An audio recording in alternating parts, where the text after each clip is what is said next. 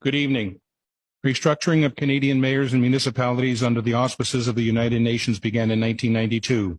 PM Mulroney signed Canada onto UN Agenda 21. Canada thus became a UN member nation state. 178 countries signed on, lured by the promise of big money to go green.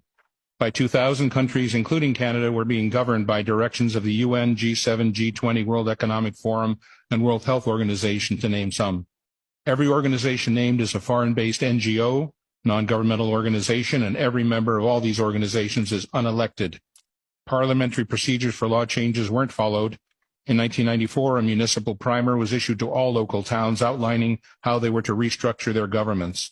Though the municipal primer was a non-binding agreement, all towns adopted it.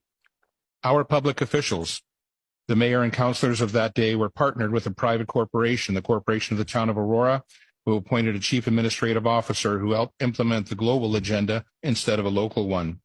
The International Council on Local and Environmental Issues, ICLEI, became the main source of consultation to push and fund the global agenda.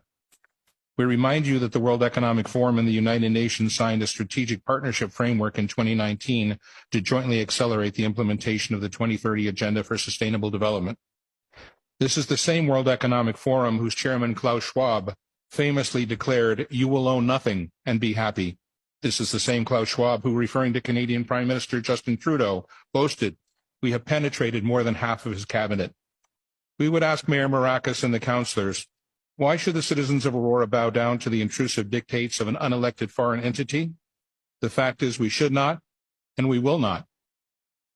What, you ask, does any of this have to do with 15-minute smart cities? Absolutely everything.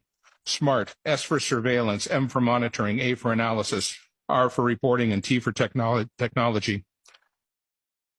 Technology News editor Patrick Wood, 50 years of experience and expertise on technocracy, wrote, "The 15-minute city is a cover for data collection bonanza for technocrats who design and operate them. Cities designed for maximum efficiency always reveal technocrat thinking that efficiency itself is the goal. Maximum surveillance allows for maximum control to achieve even more efficiency." At its very root, this mechanistic thinking is anti-human. The 15-minute city narrative seeks to fool you in the guise of saving the planet, keeping you safe, and delivering convenience. It's actually the gateway to digital IDs and CBDC, central bank digital currencies. CBDCs allow bankers and or governments to freeze your bank account because you happen to peacefully and lawfully protest and express your disagreement with government policy. Anyone remember the truckers' convoy in Ottawa, February 22, when the Government of Canada invoked the Emergencies Act and froze the private bank accounts of law-abiding citizens? 15-minute cities are wolves in sheep's clothing. Don't believe the countless stories spewing forth from the 24/7 basis from the elitist captured mainstream media, all claiming to have your best interests at heart. We have been burned too many times. In reality, 24/7 surveillance through the Internet of Things inside your home, 5G and LED streetlights outside, monitoring and tracking and recording everything.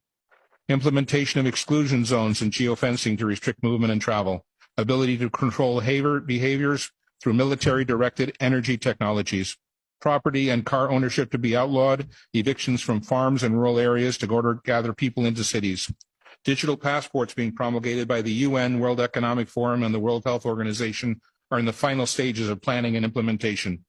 They are tied to social credit score, which is determined by compliance to government directives. These passports control all access and all aspects of life.